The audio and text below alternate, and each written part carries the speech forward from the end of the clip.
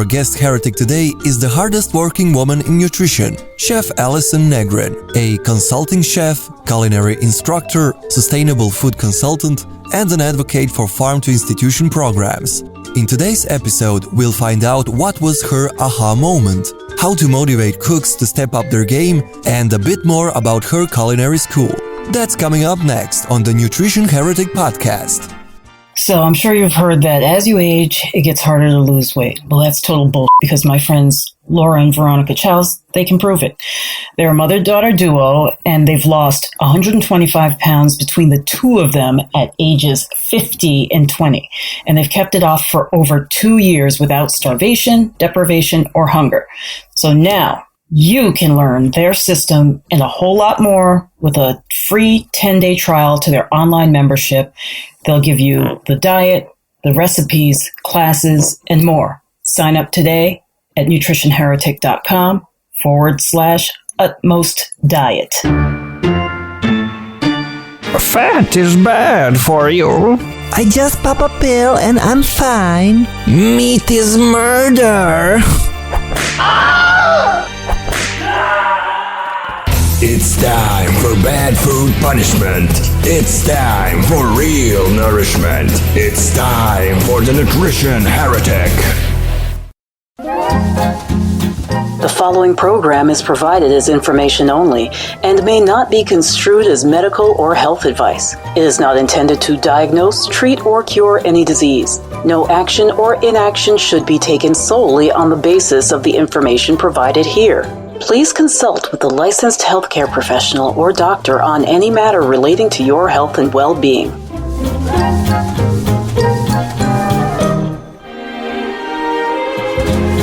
Aloha and welcome to the Nutrition Heretic podcast. This is Adrienne Hugh, the Nutrition Heretic. Welcome back. Today, we're going to discuss a topic that's actually related to an old episode that we did called Rest in Peace Funeral Food, where we discussed the fact that most of the food that you would find at a funeral is the stuff that sometimes expedites people to their demise. And the reason why I say it's an extension is because when you look at kind of the institutions around us, their food sucks. You know, it's really bad. My mom, I know I talked about this before on the show when my mom was in a rehab center. I spent every day in there, I don't want to say arguing, but trying to educate the young dietitian who was in charge of her food. So when I would ask to eliminate the ridiculous amount of sugar they were giving her, they were substituting it with chemical sweeteners. And in fact, some of the sweeteners that have been banned, at least I had thought they were banned, were showing up on her tray. And, you know, I was trying to feed her in between, all the other things that we had to get done and dealing with insurance and all that kind of stuff. But it was pretty tragic, to see what they were feeding someone, who was supposedly being rehabilitated, so they're trying to feed her this stuff, and they can't understand. They're telling me she has dementia. I'm like, no, her brain is starving. So what ends up happening is I end up bringing my own food in there, and within 2 days, like her hair is starting to grow again, and she's having an appetite, and she's trying to feed herself. But as soon as I would walk out the door, they're back to giving her, just canned soup. And, like I said, the artificial sweeteners, lots of juices with, high fructose corn syrup, you name it. Now, it's one thing, to look at it from, this lens, someone who is in her early 80s, in this rehab center in Florida, supposedly the best one, by the way, in the country is what they were telling me at the time. There was no substance to the food that she was being given to kind of help her body build itself again.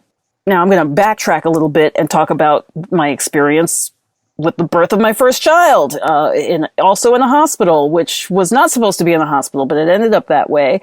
And the food was, again, quite disgusting. And, canned green beans that have been microwaved, and by the time they get to you are just cold and wet, are not appetizing. And there was pretty literally nothing about the meals they tried to give me that would fortify my body for pushing out this child. I had to send my husband home to grab some stuff. Thankfully, we only lived 5 minutes away from the hospital, but I had to send him out to go get me actual food because the food that was being served was so gross, guys. And this is one of the reasons why when our school here in Hawaii was talking about getting a school kitchen going and teaching cooking classes, I took over the cooking program because I wanted to. Now, we didn't actually get our school kitchen yet, and we're still working on that, but I took over the cooking class, and one of the reasons I did it was because I didn't want to, well, it was selfish. It was for my own kids in many ways. But I wanted kids to see what food actually is, because there has been a systematic dumbing down of food for children where, and not knocking Pinterest outright, but, pancakes with dye in them and cupcakes with sprinkles on them and things like that. That's not really cooking as cooking should be. Now, I think I did make a little bit of headway because several of the kids were starting to tell their parents, don't give me lunch on cooking class day. Because we get real food there, So I introduced kids to everything from kale omelets to sloppy joes, things that, maybe not a kale omelet, but a sloppy joe is like something I grew up on. Now, granted, I live in Hawaii now. Maybe that's why, a lot of kids here had never heard of one. But, I had them eating pumpkin soup in a beef broth base. I showed them how to make marshmallows from scratch when they started asking me for sweets. I was like, okay, let's turn this into a chemistry class. Let's make marshmallows. And we did as many things as we could using local ingredients. So this long story, I don't normally talk this much, but this long story that I'm telling you, it brings us to today's guest heretic. And I am going to venture that she is the hardest working woman in nutrition. She is Chef Alison Negrin, and she's a consulting chef, culinary instructor, sustainable food consultant, and an advocate for farm to institution programs. Welcome to the show, Chef Alison. Thank you. Thank you so much for being here. And one of the reasons why I say that you are the hardest working woman is because it's hard to get in touch with you. It could be technology getting in the way. Right. But you have an extremely busy schedule. Now, talk to me about your aha moment in helping institutions make this shift. Well, I think my aha moment came earlier than that. When I was working in restaurants, I was actually going through some health issues, and I went to seek guidance from a shiatsu and master herbalist, and we became friends. And he ended up coming to the restaurant where I was working, and he loved my food, and he said, Alison, your food is so healing. And he kind of introduced me to some of the Chinese system of food healing and Ayurveda and different things. And and seasonality, like not just like buying what's in season, but knowing that your body needs certain foods in certain seasons. And I just started reading and got very, very interested, so much that I decided to study it in a school. So I went to a school out here in the Bay Area called Bowman College, and I studied holistic nutrition. And my goal was to be able to help people who had certain kinds of illnesses with, cooking for them and teaching them about, some of the healing powers of the foods that they could eat. And meanwhile, somebody reached out to me and asked me if I would like to become the executive chef for a large health system out here in the Bay Area called John Muir Health. And I thought at first, oh, there's no way I can do that. I can't cook institutional food. I was a chef of I worked at Chez Panisse and, kind of really high-end restaurants. And I thought, oh, no, I can't cook that kind of food that sits on a steam table. But then I started thinking, well, why not? Why, maybe I could use some of these things I've learned and have a real impact. So I took the job and ended up working there for 12 years. Wow. And I suppose my aha moment came when I realized that it would be very hard to implement some of these very specialized foods for different diets because of the way health, hospitals and skilled nursing facilities are just so kind of limited by budget and the design of their kitchens. Mm-hmm. So I could get into detail about that, but I think that's one of the things that is difficult. And also low wages. So, they're not going to, the administration doesn't decide to spend the budget on bringing in talented chefs and well-paid cooks. So that's one of the issues. But while I was there, I started to think, well, why can't we bring in at least some healthier products? Right. And, some, local produce or, some food, some meats that are antibiotic free or, cage free eggs. But that years ago when I first started, those terms weren't even really out there so much. Yes. And I got connected with an organization called Healthcare Without Harm. And they were started this whole program with, I believe a lot of it was maybe with Kaiser medical system, but they had a conference back in 2005 and they called it Food Med. And luckily I heard about it and I attended the conference. And that was a total aha moment where they were basically giving us help and support.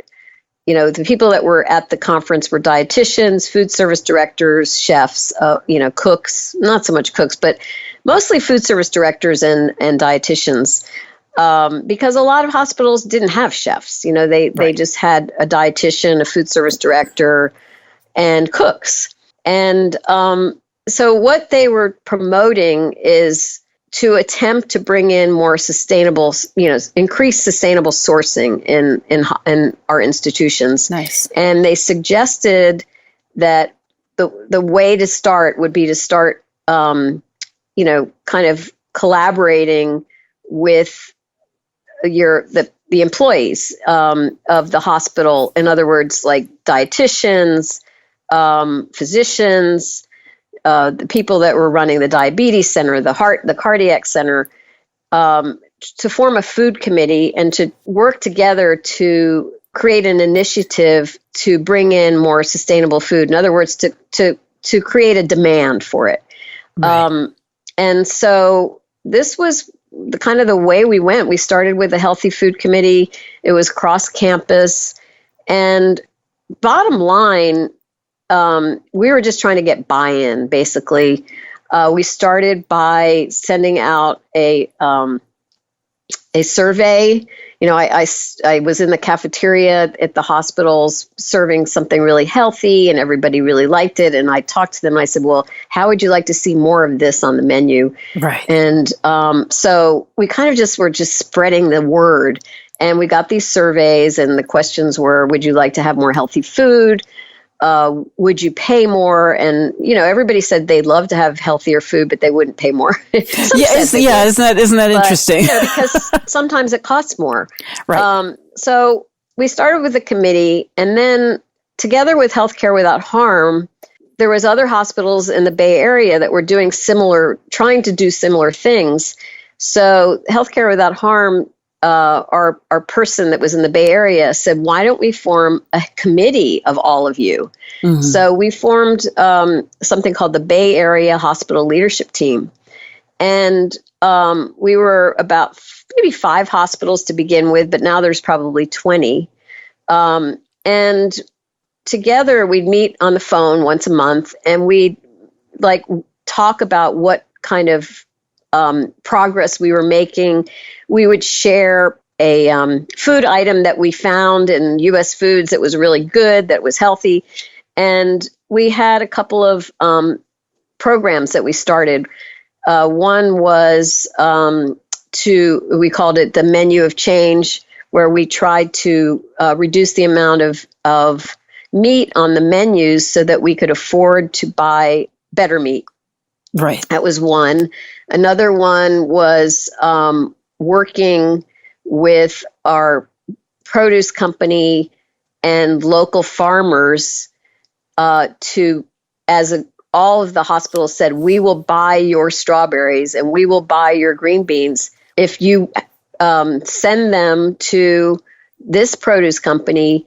And then the produce company created an order guide where we could order a specific farm's green beans, Nice. Rather than just saying, oh, generally you're getting most of your produce within 100 miles. That was too general. We wanted to know, where are they coming from? And so we established, because we were so many hospitals, we could really, it was helping the farmers and it was helping us. Nice. And one wonderful thing was there was a strawberry farmer that, because of our hospitals making this commitment, they could turn a whole new field to organic. So it was really exciting because we were improving, obviously strawberries are one of the dirty dozen. We could say we're only serving organic strawberries in our hospitals.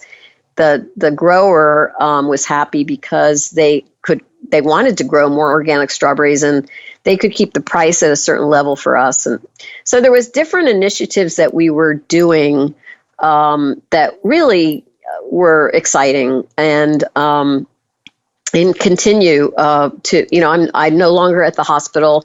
I decided that I wanted to try to reach out and be a consultant so that I could help other institutions help them with sustainable sourcing and also menu developing and, just making the menus, the food more attractive, more healthily cooked, colorful, fresh. So that's really what I do now, as well as I'm a culinary instructor as well, but we can talk about that later. Yeah, I am bowled over. I love the fact that the work that you did to bring this local food actually in turn not only help the farmer to just sell their strawberries, for example, but to actually convert to an organic pasture.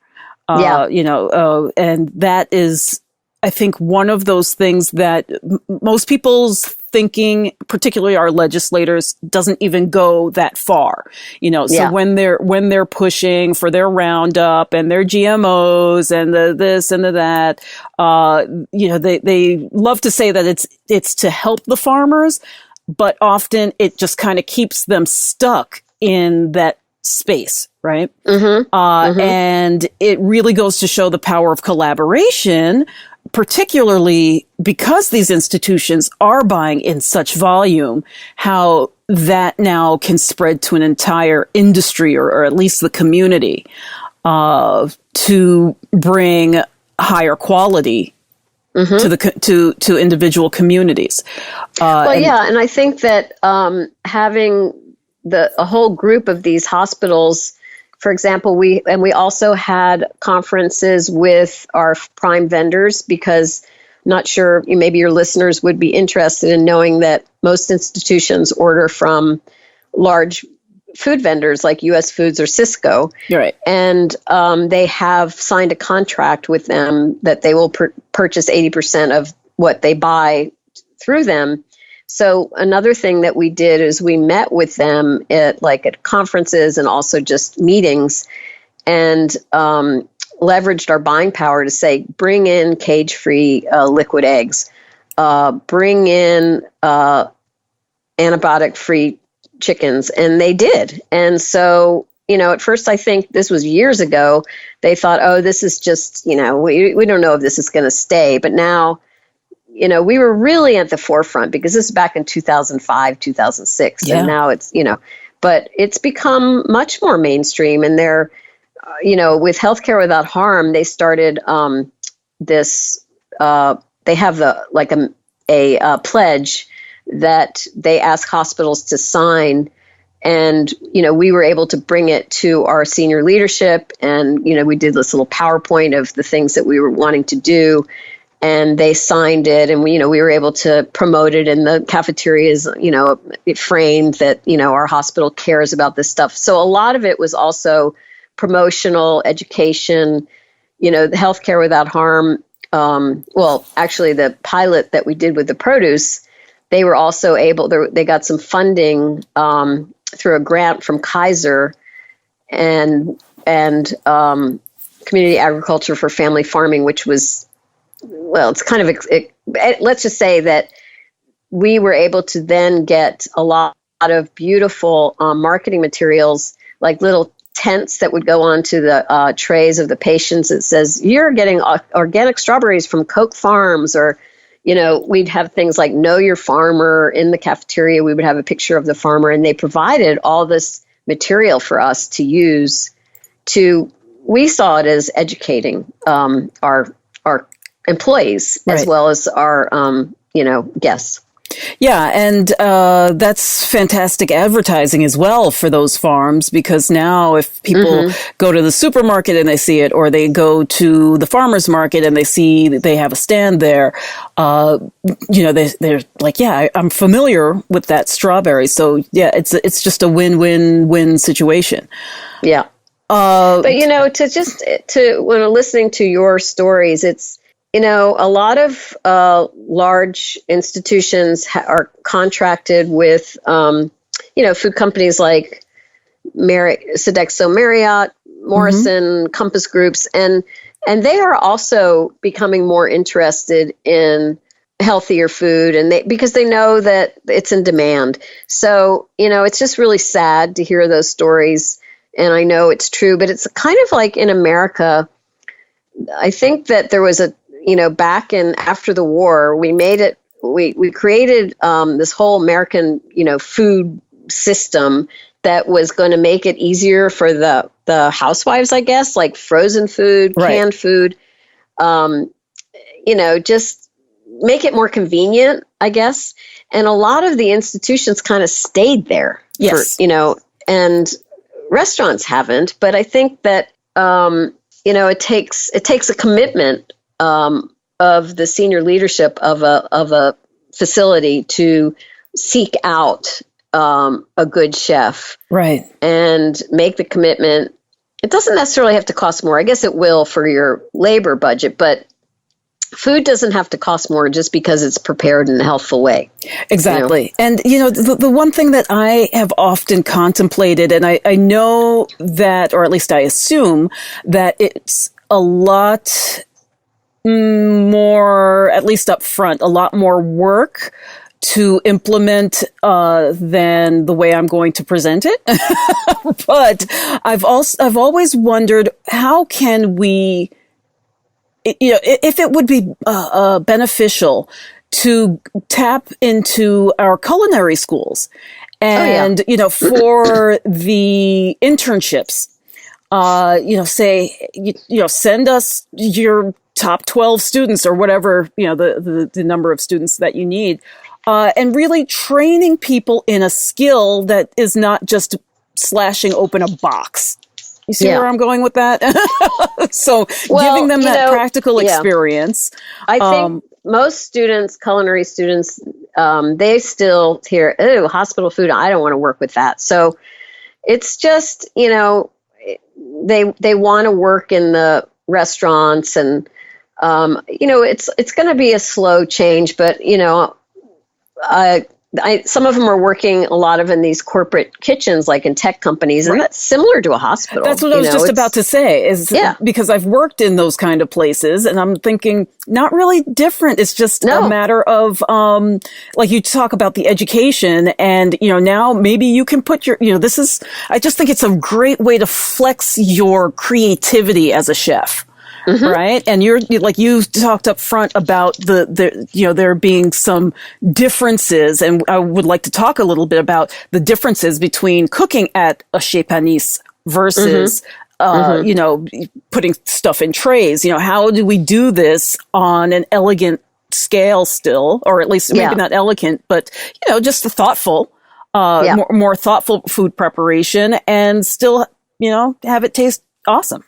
Yeah, no, I mean, that's what I ended up spending all these years doing is figuring out what kind of food could be served in a steam table. Obviously it's not going to be like grilled steak because that's going to dry or do things in batch cooking, basically cooking things to a certain temperature and then stopping them and then refrigerating them and then bringing them back up at the last minute. Those are all kinds of things that one can do. And then you also want to look at color and,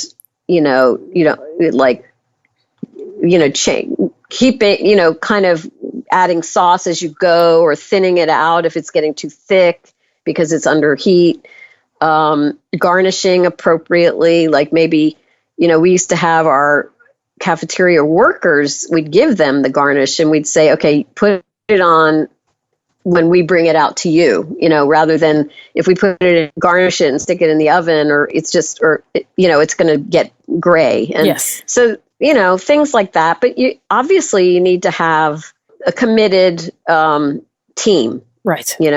Right. So, and people that want quality and are, because for example, in my job, I oversaw 3 different cafes, we called them. They were, the employee cafeterias or, guest cafeterias, and I couldn't be there all the time. So I had to really, work with the staff to make sure that they understood and, how we wanted it. And they were proud of the food because it was good and, people complimented them, and the thing is you often in these institutions, you see the same people every single day. Mm-hmm. So they can also send an email and say, what was wrong with that? But for the most part, people really, I think, were quite happy. And, but yeah, those are the kinds of things that one has to really be aware of when, right. Yeah. So how do we motivate the workers? Because when with the story I told about, in the hospital with the birth of my first child, which was, she just turned 15, 15 years ago, how do I say this in a polite way? They struck me, is maybe a better way of saying, as unskilled workers. Yeah. Everyone down to the people in the kitchen. It was clear that there was no actual cooking happening in this hospital. And this is, the capital of New Jersey. There's no skilled workers in there. Again, talking about, I already discussed the culinary school model. How do we inspire these folks to say, hey, almost, treat it almost like an internship. They're getting paid, right? But, this is a valuable skill that, hey, you might be able to work in a regular restaurant one day. This is not like a dead end job where, again, you're just using a box cutter and a can opener all day. Yeah. Well, that's just wrong. Right. That's all I can say. It is. It absolutely is. But, what do you think there is a conversation there? to be had where these can be, because honestly, some of these people seem like they just got out of prison. Okay, Yeah, I'm just gonna lay it on the line. They seem like they really didn't have any other options, and this was part of their parole practically. What do we? Is there a way to bring these people into the fold of like, hey, this is an opportunity to work in this hospital? Of course there is. But it takes leadership. Yeah. I've read many stories, and you probably could go online and look them up, and of hospitals that, I heard about some kind of a story where a chef was training his cooks by, to improve by, rewarding them. And it was almost like he was sending them to school, like it was after their hours or something. He would take them, teach them something. And it just takes leadership. Mm-hmm. And, but there's all kinds of positive things going on around the country, around institutional food and hospital food. It's just, sounds like you ended up at a really sad place. Yeah. But there is change going on. Yeah. Right. Good to know, because, like I said, here in Hawaii, we're, at our charter school, we're still trying to get that commercial kitchen going, so that we can provide, food. Now, out of curiosity, actually, I'm just going to use I had the question and it wasn't framed within, what our school can do, but maybe it is, maybe it should be, just to give us a concrete example. Where do we begin? Like let's say in our case, we don't even have a certified kitchen to work out of. Mm-hmm. Where would you suggest, or what are some of the models that you've seen that might help us to be able to provide food for our kids without going to just, basically there's a local food truck. I hesitate to call it a restaurant, to be honest, that provides very low quality, kind of that, what you talked about before, the Cisco type of, U.S. foods service, and they're not getting the better end of the quality stuff. No, U.S. Foods and Cisco they're just companies that you buy from. Right. Yeah. But what I'm saying is they're not have going some good quality things. Right, but they're not doing that stuff. is my point. They're not. Yeah. They're just kind of getting the institutional, just whatever's available, and probably whatever's available at the cheapest price. Mm-hmm. What are some of the options that a school like ours might have to get a program? And then, once we get our kitchen approved or the funds to build that kitchen, where do we go with that? Like, where would you say are good ways of just getting started? Is it putting that leadership team in place? Yeah. A lot of schools start with a salad bar. Mm-hmm. Because that's something that they can do, and maybe you have a school garden and you put the stuff that you grow, and so that way the children are learning about growing food, and then they can make a delicious salad, and it's really healthy for them. You could put all kinds of things in the salad. You could put nuts and cheese and fruit and vegetables, but once you have a kitchen, you're probably going to need cooks. Yeah. I don't know if I'm really helping you here, but, maybe get parents involved in hiring some cooks, or maybe, you have to come up with a menu. Right. Maybe, or find a produce company that you like that can deliver. There are people that are doing, like, there's a woman named Ann Cooper, who's in Colorado, and she started she has a website that you might want to look at about how she started in Berkeley with a kitchen that she changed the food in a Berkeley public school with the help of funds from a like a grant, and then she moved to Colorado, and she's doing really wonderful things. But there's a lot. I don't know how, if this is helping you, but maybe looking at other models, other menus. Right. But I would definitely look into Ann Cooper, because she's really she's created a foundation or something, and she's really trying to help others that they can replicate what she's done. Right. Yeah. One of the things that we've contemplated, because we normally would get a grant from a school here called Kamehameha Schools. And that was helping to pay for our breakfast program. Now, breakfast was nothing to write home about. It was usually like 1% low-fat chocolate milk, half a banana or other, orange or something. It was ridiculous, because a lot of the fruit was not even grown here. And we have clearly we have bananas and oranges just falling like year round, some kind of Tangelo or mandarin orange or regular, navel oranges, what have you. But this was just really, a box of Cheerios or Fruit Loops or whatever kind of box cereal. And then, these other things, not the most nutritious stuff. And I guess there's a whole other bunch of policy issues with, how the food has to be packaged before it gets to the kids and that kind of nonsense. Yeah, school food is a whole other thing, and it's not something that I've really spent a lot of time. I know that it's really complicated. Yeah, it really is, especially when you're dealing with commodities and all this. Yeah. Well, I was going to say the free and reduced lunch, because here in Hawaii, up to 70% of our kids are on free and reduced lunch, because they fall that far below the poverty line.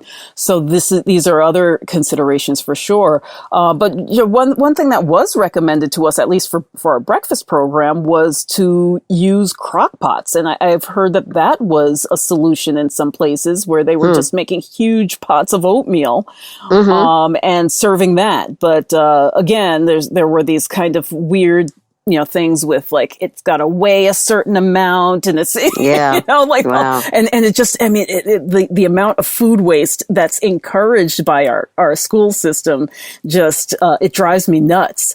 Because not only the waste of the food itself, but you got to think of like all of that packaging for every school in the state, not just the district. And that stuff just drives me nuts. But anyway, I digress. Yeah. Well, a little simple, could you make like a piece of whole wheat bread with some almond butter and banana? Right. Yeah, exactly. We would have to see, how that goes. And as you know, now the nut allergies are such an issue in all of the schools too. Wow. So although we're less strict about it here, it seems, in Hawaii than on the mainland. In the mainland, anywhere children were present, it's like, don't even, or at least in New Jersey, it was like, don't even bring nuts into this building. Oh, yeah. There's children. Yeah. Here we have a lot of Mac nuts, but they're not necessarily served. That's the thing, is that the Mac nut butter is not necessarily served to children here, even though there's Mac nuts falling on the ground. So, again, there's just this weird thing on, using our resources that are available. And as far as the, school garden, yes, we have gardens. They just don't, either there's not enough attention being put on it that we can produce enough for the students to eat as a student body. Yeah. Or, a lot of things become ripe in the summer. Right. Well, it's always summer here, pretty much. Yeah. But, there's always something that can grow here. I should put it that way. That's true. Yeah. It's different there. Yeah. Yeah. And okay. So tell us a little bit about, because we talked about budgeting concerns. We talked about, a bunch of different areas of this. Talk to us a little bit about some of the training that you do, and you're teaching cooking now. Is this also in an institutional, for people who want to work in these types of institutions? It's for anybody. It's a culinary school. So it's just your basic culinary school. It's a community college with a culinary program. So, some want to be pastry chefs, some want to be chefs, some want to own a food truck, some want to, a lot of them want to work in restaurants. Occasionally somebody will come in that wants to work in nutrition area. Most people, there's one person that came up to me and said she'd like to work at John Muir, so I'm going to try to help her get in. And but mostly no, they're studying to be chefs in restaurants mostly. Right. Yeah, I would just love to see more of that blending. Even just looking at Europe, for example, or Asia for that matter. I remember it was actually funny because we had contemplated moving to Switzerland when my daughter was very young, and I was in a chat room, and I forget who brought it up, but somebody brought up hospital food, and this guy said, and I mentioned my experience, and this guy said, "Are you kidding me?" He was American, but had been living in Switzerland for a while. It's like when my kid was born. My wife was served steamed fish with buttered spinach and I think it was steamed or roasted potatoes on the side, and it was delicious. And I was like, I was given a cold veggie burger with fake grill marks painted onto it. And I mean, at that point I was just accepting the food to take pictures of it. Okay. I was like, it was at least as bad, if not a little bit worse than airline food. Yeah. Yeah. And that's another institution that, I know that we could go on, about the waste and just ridiculousness of the stuff that they often are serving. Yeah. It's bad, but, I don't know. I mean, I think we're making some headway for sure, but I agree there's a ways to go. And, I get, actually the wages at where I worked were really not bad for the cooks. And that's definitely a way to, if you can afford to pay a little bit higher, then you can recruit a little bit more critically. But if you can't, you're going to get people that, if you're only paying, minimum wage, then you probably aren't going to get people that have studied culinary or, because it's a hard profession now anyway, everywhere. It's, like where we live, the cost of living is so high that the cooks have to live really far away in order to work. Yeah. And I don't know if that's true in other areas, but that it's all very complicated. But I do see that things are better than that there is a movement. And I think that other hospitals should get on board because unfortunately though, somebody isn't going to go to a hospital because they like the food. Right. You go to the hospital that's part of your insurance plan. Yeah.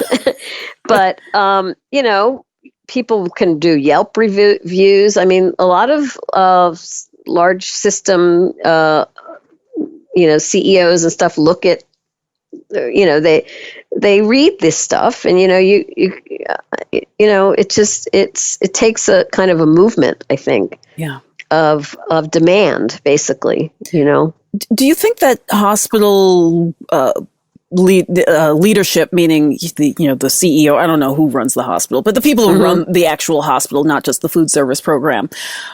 Do you think that their understanding of nutrition and the placement or the amount that they're willing to invest, let's say, in the food program, that's often the result of, whether they see a short-term or long-term benefit there? Like, do they really see the connection between the food that goes into the patients and how many patients, go out, like walk out versus, the ones who are carted out in a coffin?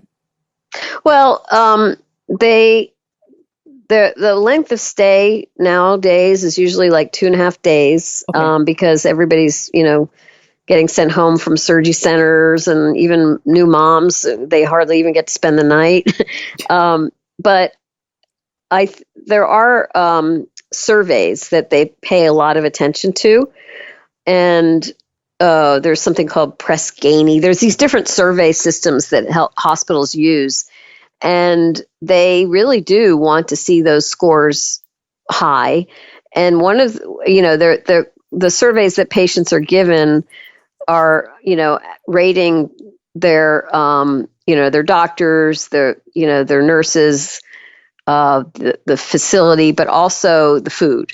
Mm-hmm. So if the Press Ganey scores are, or they might not be using Press Ganey anymore, but if the survey scores are really low, it can affect their reputation. And then I do think that they're interested. But when I first started working in the hospital, I remember listening to one of the hospital leadership teams say that food really doesn't equate with people coming to stay in the hospital. Doesn't have much of an impact. But I think that philosophy has changed, at least where I worked, and I'm sure at other places too. But it has to. I mean, that has to be a given, really. Yeah. It shouldn't be a question.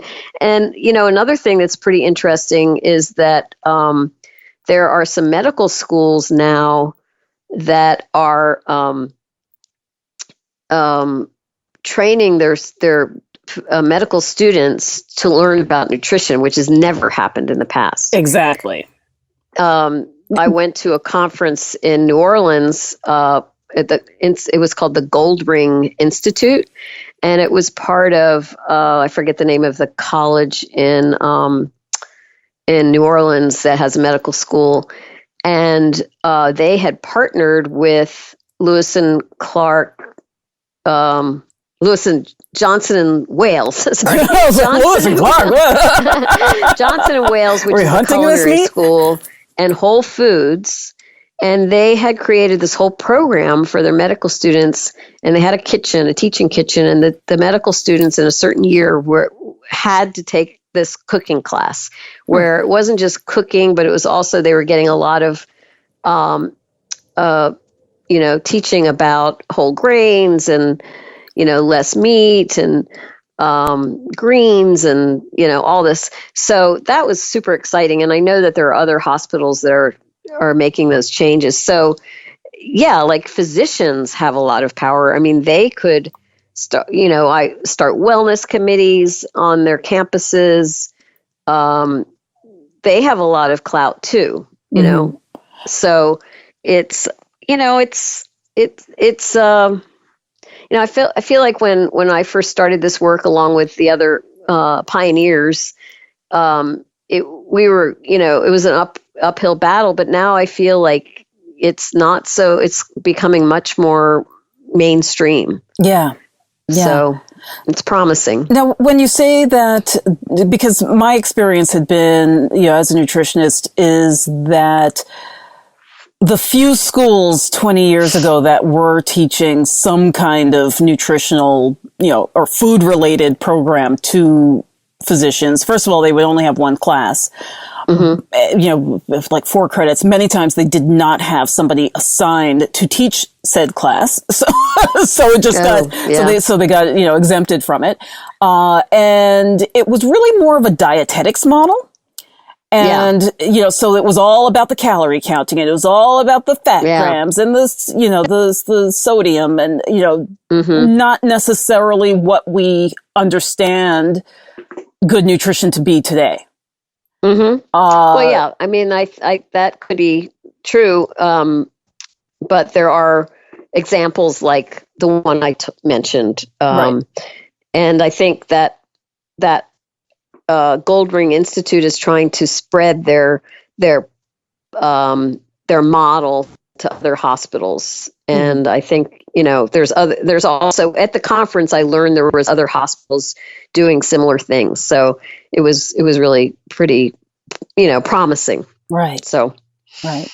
And now, are you still helping other people, like, do you have an online program that you help people around the country, or is it mostly in the Bay Area? No, I can, basically I'm a consultant. Right. I don't really promote what I do. Right.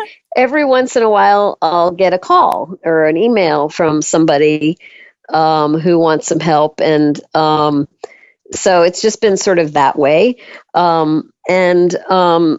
So I've only done maybe 4 or 5 of these consultations. And what I do is I offer, I'll go to the institution and I'll make an assessment of the healthfulness of their food, the taste, the attractiveness of the presentation, and then also the products and their, the percentage of what we would call sustainable.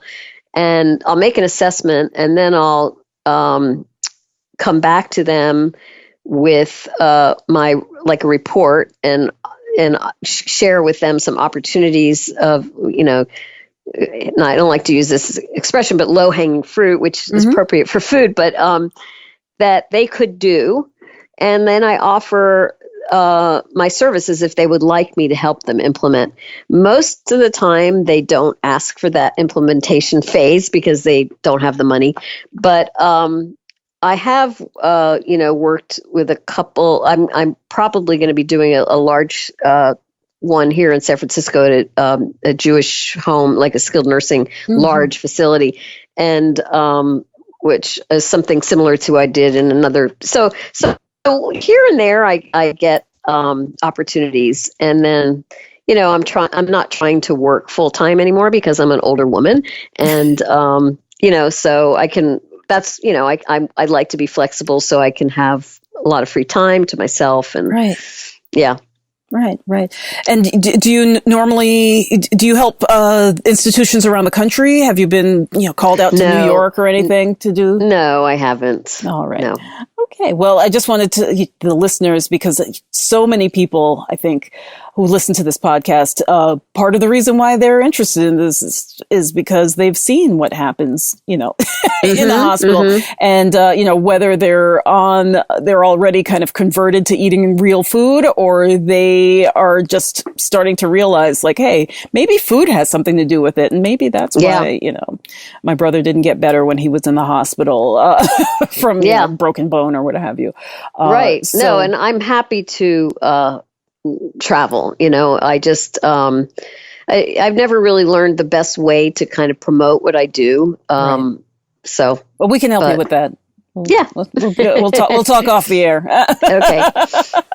Alrighty. Well, thank you so much, Alison, for talking with us. Any parting words before? I just think it's so important, and it's wonderful that you're helping others by spreading the word and how important it is, and but also I do think that I see progress, so that's at least a good thing. So yeah, it's just we need strength from each other, I think. For sure. Well, thank you so much for bringing this movement, being one of the many characters who helps to bring this movement to people, and for taking the time to speak with us today, because it does give us hope that perhaps the future of healthcare, of institutions, and even though you don't specifically work in schools, but just it's like you said before, it takes time, and it's baby steps, and maybe once one of these days someone in government will have an aha moment where it's like, oh, our kids behave better when they eat good food, and exactly, and we don't have the dropout rate anymore because some of them just come to school for the food, which is and I also true. think, that's true, and I also think that there's sort of a natural kind of a progression that happens for many chefs, is that they start out, working in restaurants and loving, creating this wonderful food for, people that are out dining for special occasions. And then they get to a point where they want to give back. And I think it's, what happened to Alice Waters. It's, as we age as chefs, it's like, okay, been there, done that. What else? How can I help? You know, Right. what can I do to improve the health of people, to teach others that, you know, who are less, privileged than me, or, you know, it's kind of, I think in many people in many fields get to that point as we get older, Yeah. you know, so it's, you know. I also think at first I thought where you were going to go with that was they just wanted their nights back. Because that could be true. That's what too. also that's what actually kept me out of going into cooking culinary school, was that I knew even as a child, because even as a kid I loved to cook, and people were like, "Oh, you're going to be a chef one day." I was like, "No, I don't want to be in a kitchen every Saturday night, you know." Yeah. I want to have my It was nights. fun though. That's how I met my husband though. Oh, well, there you go. And most of my friends at the time. That's Yeah. awesome. So no, it's really fun. It's a really fun thing, but you know, it's true as we get older. And as if we're parents, especially, it's tough. Yeah. So. For sure. Well, Yeah. thank you so much, Thank Chef you, Alison, Adrian. for being with us. And her website is Chef Alison Negrin. I'll spell her name is ALISONNEGRIN.com. Thank you so much for being with us. Aloha to you, and keep up the good work. Okay. Thank you. Goodbye. Bye-bye. The Nutrition Heretic Podcast is a production of Savor the Journey, LLC. Our audio editor is Nicola Popovich. Our podcast manager is Crystal McLean. And our operations manager is Michelle Med. I'm your host, Adrian Hugh, the Nutrition Heretic.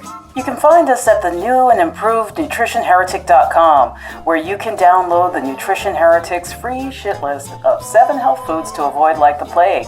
You can also listen to previous episodes at nutritionheretic.com/podcast. Be sure to like us on social media for updates. Our Facebook page is facebook.com/nutritionheretic and on Twitter @NutriHeretic. Contact us with show ideas, questions, or if you want to be a guest. And don't forget to rate our podcast on iTunes and Stitcher.